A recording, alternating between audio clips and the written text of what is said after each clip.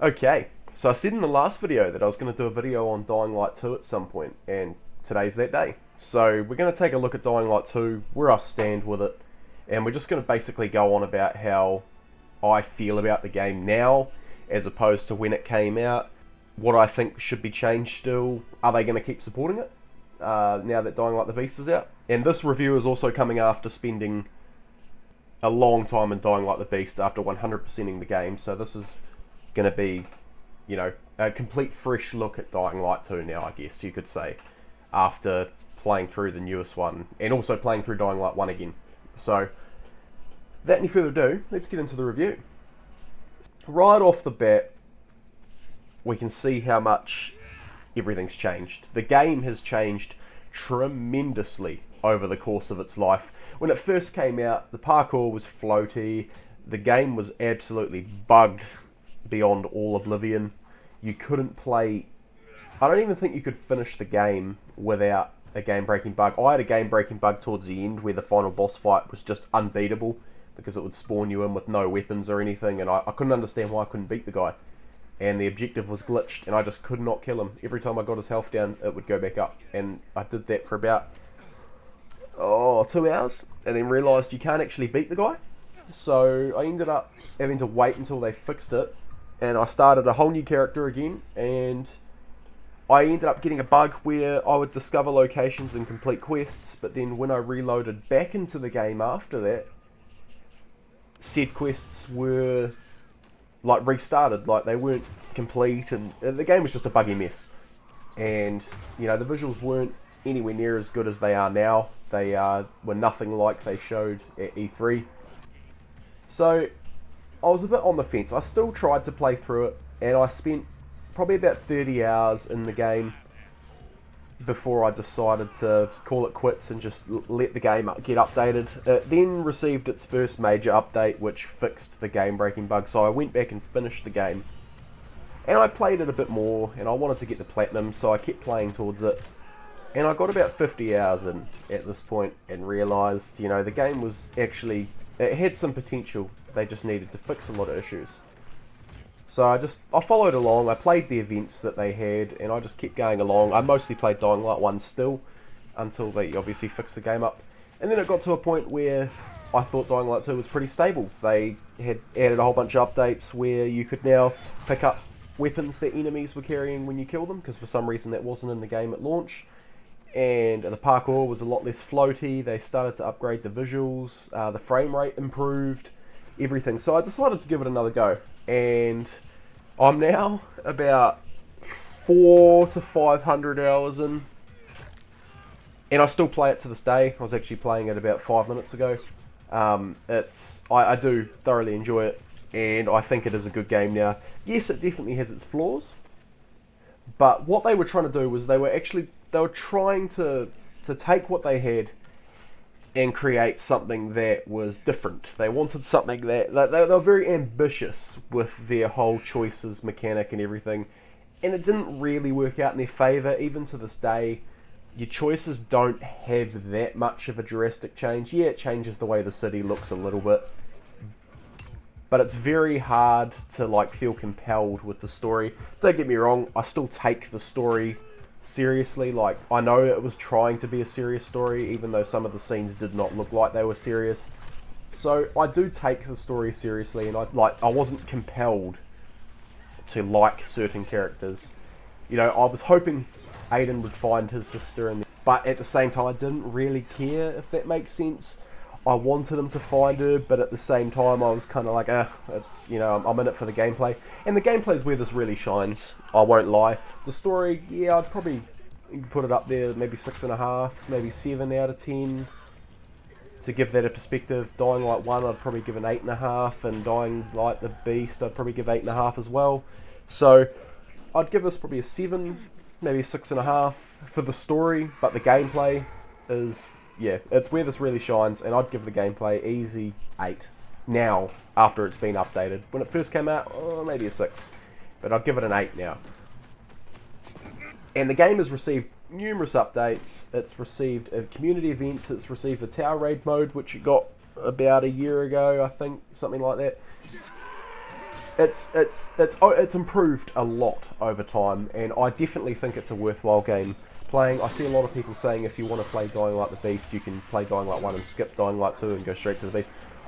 You can, but I'd recommend against it, and the reason is Dying Light 2 is actually a really good game now. I won't lie, I'm not going to sugarcoat it, and I'll get a lot of flack for that. But I believe it is genuinely a good game now. I believe they've learned from their mistakes. They've fixed a lot of the problems. Yeah, it's not perfect. It's not, the buildings still feel quite repetitive. Granted, they have remodeled some of the interiors to make them feel different, but I think what they did was they made a whole bunch of assets and then they used AI to scatter them across the map in like a way that they're not obviously copied because they're in so many different locations, but they are at the same time because every building looks the same. It's hard to explain. But recently they've gone through, they've reimagined all of the interior designs for a lot of these buildings, and they've actually upgraded how they look, made them look different, made them feel different. Because when it first came out, it didn't feel anything like Dying Light 1 or Dying Light the Beast if you've played that, where everything is handcrafted. It all looks nice, it all looks different. In this, it was all the same. Like, every building looked the same. Half of them you couldn't go into, they were just there as like a filler to jump on. Whereas now you can go into a lot of them. A lot of them are considered dark zones. The parkour mechanics and everything are well more refined now than they ever were before. I actually prefer them over Dying Light 1.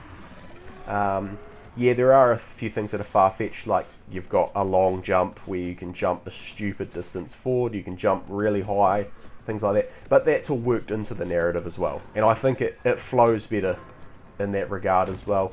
If Dying Light 1's a more realistic approach to parkour, Dying Light 2 is more of like a mix between realism but also fantasy, and I like that. I do really like the parkour in the second one. I even like the way the grappling hook works more. You can swing on it, or you can use it to like pull yourself up like the first game, but which is something they've removed in the Beast for some reason. You can't swing on the grappling hook anymore. It's weird. But I personally really enjoy Dying Light 2. I've, as I say, spent 400 or so hours on it. I've got 3 or 4 characters, one of which has 200 alone on it. I've completed 3 new game pluses. I've completed side quests to the point where there are no longer side quests active, but the game is continuously supported through the Dying Light Outpost as well, so you can go on there, accept daily or weekly bounties, and you can complete those for reputation points to then use on the store or on the outpost to buy weapons and skins for the game, and that ranges from Dying Light 1 to support for the Beast eventually, but right now it's Dying Light 1 and 2. There is a stupid amount of gear on here that you can buy with points, and all you've got to do is complete bounties in-game. So you go onto the website, you accept the bounties, and this adds a massive layer of replayability as well. And not only that, but they've got the Halloween events they have. They've got Christmas events, they've got everything, and what they'll do is they'll bring a bundle out that you can buy, but you can also earn the gear through that event. Once that event goes away though, that's it, you can't actually obtain that gear anymore. They still continuously update it now. Dying Light the Beast is out, it's got rave reviews, it is Dying Light 3, it's going to be heavily updated, it's going to have events, it's going to have everything, you name it, it'll be in there. And they're still updating Dying Light 2, they're still updating Dying Light 1, 10 years later. Almost 11 years later. So, I have no hesitancy at all that this game is going to continuously get even better with time. You know, they even reworked firearms into the game because so many people wanted firearms, and they did a superb job at the balancing. They did an awesome job at the balancing. The weapons feel like they should be there. The animations are crisp. They work well. They look like they should be in there. They all look great. The weapons do about as much damage as you'd expect them to do. They're not stupidly overpowered. But, you know, if you take a shotgun to the face, of course you're going to get one tapped. And that's what happens. They've obviously added the gut feeling update in to sort of compete with Dead Island 2 when that came out. And that basically adds a ridiculous amount of gore. Dying Light 1 had a lot of gore in it. But Dying Light 2 took it a step further. When it first came out, it didn't really have any at all, to be honest. You could dismember enemies and that was about it. You couldn't even loot them half the time. Whereas now, if you swing an axe across one of their face, you can actually rip their face off, you can scalp them, you can cut an arm off and see the bone hanging out. You can break their legs. It's a crazy amount that they've added into the game in such a short time too. It's been 3 years and it's almost a completely different game. Honestly, I say that, I don't say that lightly. It is almost a completely different game to what we got released when it came out. And they've reworked cutscenes in the story, they've reworked this, that, you name it, it's been changed and it's for the better. I don't think anything they've actually done here is for the worse. The game came out, it was pretty broken, it wasn't that enjoyable, and over the years it's become really something special. And it is still it's my second most played game on the PS5, or on the PlayStation in general. It's my second most played game. It's also my third most played game on PC. It's also my third most played game on PC, and my fourth most played game on Xbox. So, I've played it on every platform, mostly on the PlayStation. I'm now playing through it on PC because I've got an ultra-wide monitor and everything, and it's pretty cool to see everything in that bigger view. But I do plan on doing like a nightmare run playthrough of the story and things like that, because I've played through it 7 or 8 times. Now, for those of you that don't know, as you play through the game, you earn multipliers for XP, which means every time you play through the game and you finish it, you get an XP multiplier. So every time you complete it, you get a legend XP multiplier, which your legend levels are levels that you level up after you max your character out, and it gives you additional stats, you get additional outfits and things like that. Well, every time you complete the game, it gives you a multiplier for this, so you earn 1.5 times normal XP, 2.5, and this goes all the way up to about 10.5 times your usual XP, so you can level up stupidly quick. And they've added a whole bunch of other events in, like there's these things called GRE abominations, and what they are is they're little bosses that you'll find around the map. You kill them, you loot them, and then you loot the container that is in the location where they are, and you'll get an inhibitor, which is used to upgrade your health or your stamina. You can now replay these to get XP for your legend levels, so you can constantly replay them. You can up the difficulty to earn better rewards and things like that. The game really has got so much in-game content now compared to what it was, and it's so easy to get immersed in Villador now as it was 3 years ago. Yeah, I do see a lot of complaints that it's repetitive, and to that I say you are partially correct. A lot of the stuff they've added into this to sort of add some of that in-game content is just filler. A lot of it's the same quest: go get this, go fetch that, come back here, talk to me, wait an hour in-game time, I'll give you another quest, you go get this, go get this, go get this, and they're in slightly different locations, but they're all like sort of fetch quests and things like that. But there are also some very intricate quests here, quests where you go and you stealth your way into enemy bases and try and rescue people and things like that. So there's definitely a variety here. Some of it is filler, don't get me wrong, I 100% agree on that front. But there is also a lot more here than just filler. There is a lot of intricate quests and things here. They add another level of replayability to the game. They have done a bloody good job at upping the difficulty. Obviously, when the game first came out, chases were a big downer. So you'd have to startle a howler, which would then howl, which would start a chase, which means infected would chase you, and then more infected would chase you for the second level, then more infected would chase you for the third level. As it wasn't until you got to the 4th level that volatiles would start chasing you. So now they've changed that up a bit. So first level of chase is volatiles and everything, second level of chase is more volatiles and everything, third chase is more volatiles and everything, and 4th level chase, I think I said 4th twice, 4th level chase is volatile tyrants, which are like even faster, more deadly versions of the volatiles that chase you initially. So they've definitely changed that and up the difficulty. Nightmare difficulty, they're even harder to get away from. So I definitely think that the difficulty of the game is not a factor. I see some people say the game's too easy, and to be honest with you, I beg to differ. But that's just me. There's these vendors you can do jobs for. There's a lot of them too. There's about 6 or 7 in the game now, so there's a lot of content that you can do, especially after you finish the game, because this is all available after beating the game as well.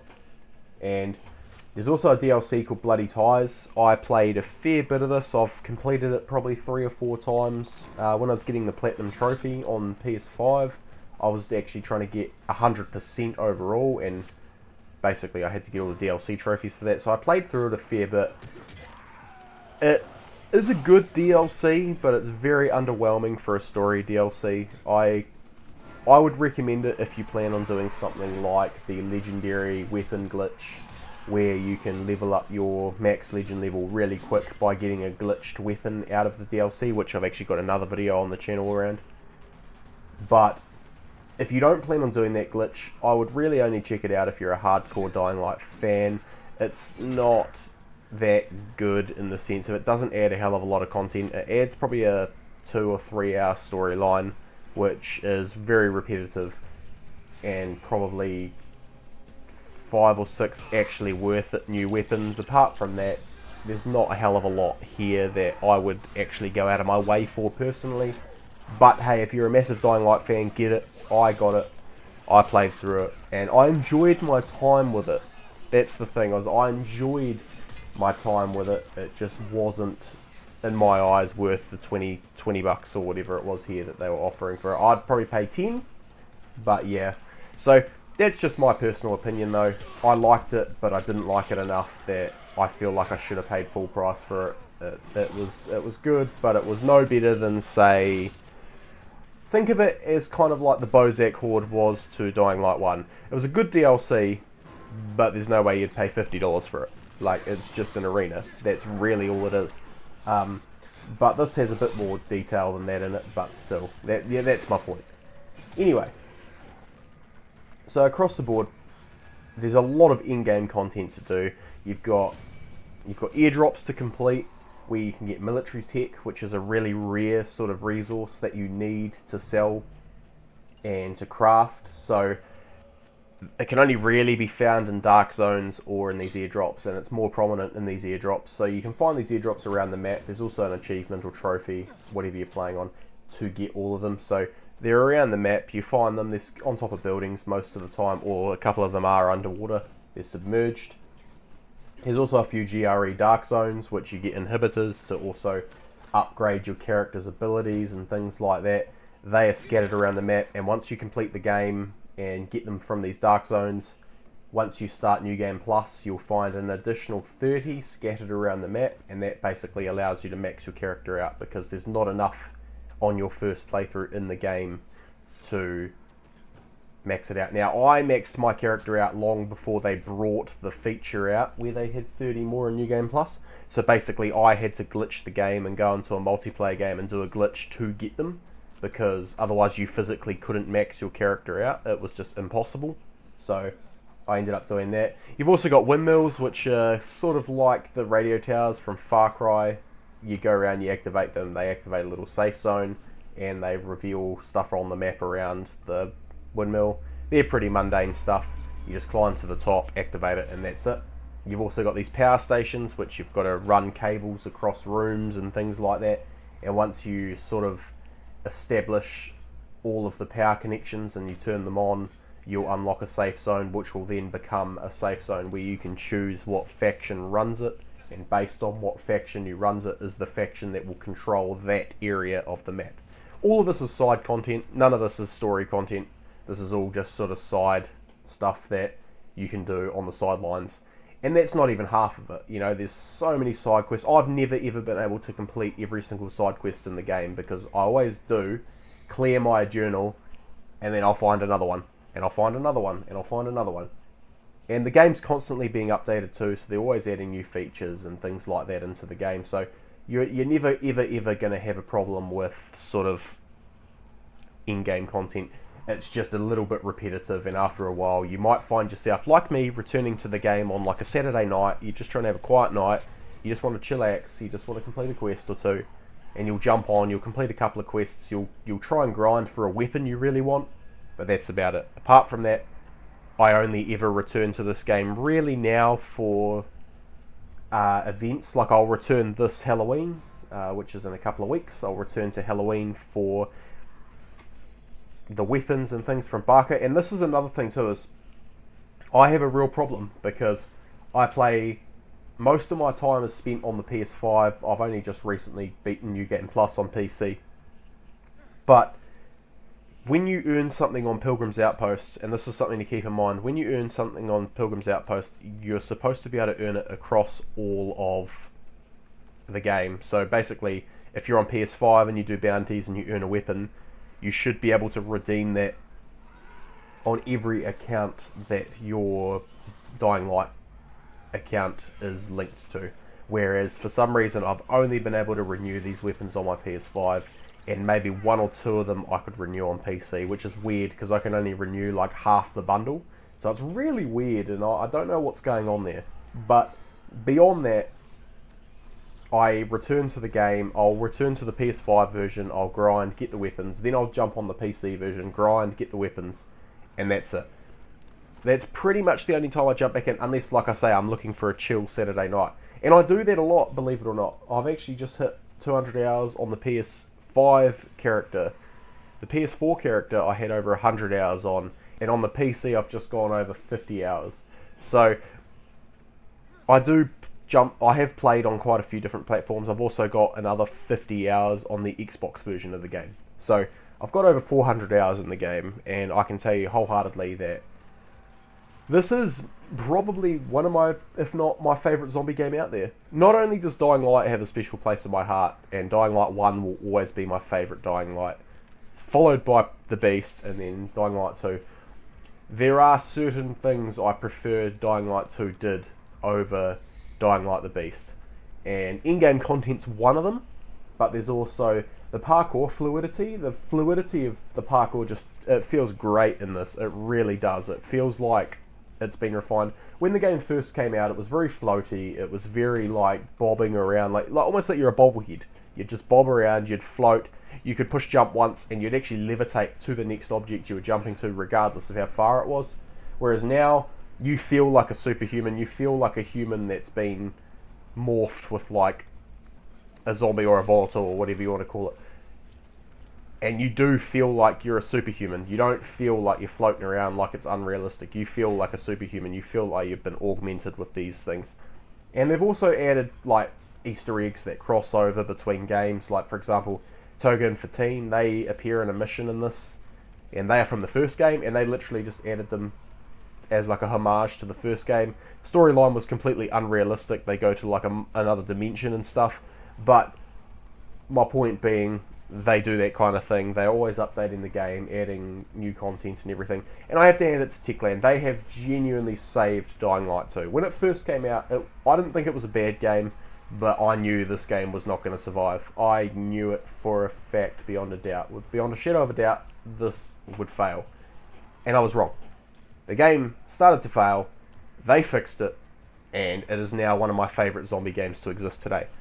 And going back to what I was saying before about the Pilgrim's Outpost, basically what that is it's an online website that you make an account on, and you can link it to all of your accounts. So you can link it to your Xbox, your PlayStation, and your Steam account, or your Epic Games account.